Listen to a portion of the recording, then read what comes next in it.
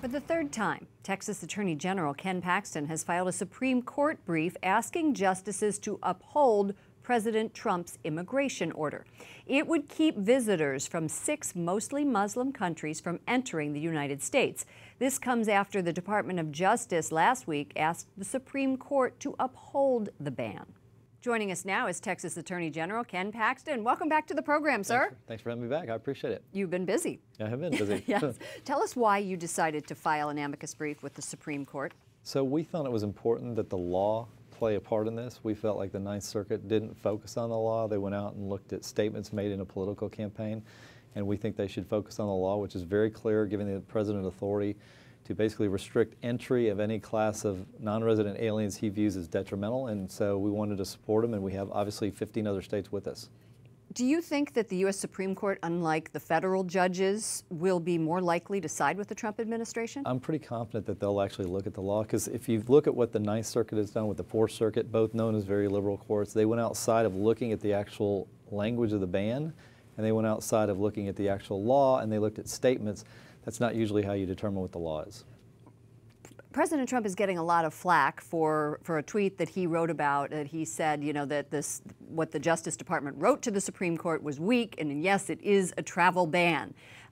Where do you fit in all of that? So I can understand his emotional reaction to this because it is frustrating. We thought his original language in his executive order was fine. And it was following the rule of the law. Right, and so I understand his frustration. At the same time, it doesn't really matter what he says. What matters is what's the law, and he's correct on the law. That's what we care about.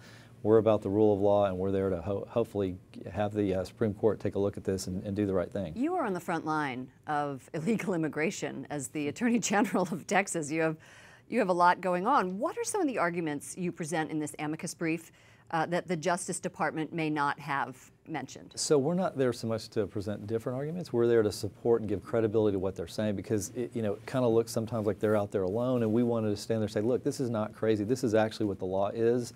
And there's a lot of other states that agree with us. And so we're lending our credibility of our state and all these other states too. And your expertise. Right. So, and I think, we have a good reputation. We've been successful in the courts.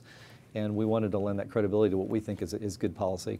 Later in the program, we're going to talk to Senator Luther Strange. He introduced a bill that's going to withhold federal funding for sanctuary cities. You have sanctuary cities in your state, is that right? That's correct. And I'm wondering, the sanctuary cities do not follow immigration law.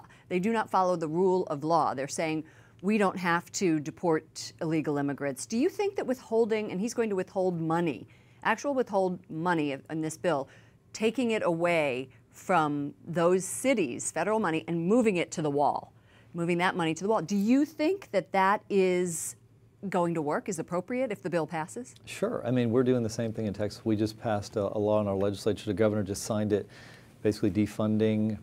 We have certain penalties, and I think it's a great idea at the federal level as well. And I think the president with his executive order has already moved in that direction. Congress has already moved in that direction. This is just further amplification of what I think is really good policy. Very good. Thank you so much for joining us, Attorney General Ken Paxton of Texas. Thank you.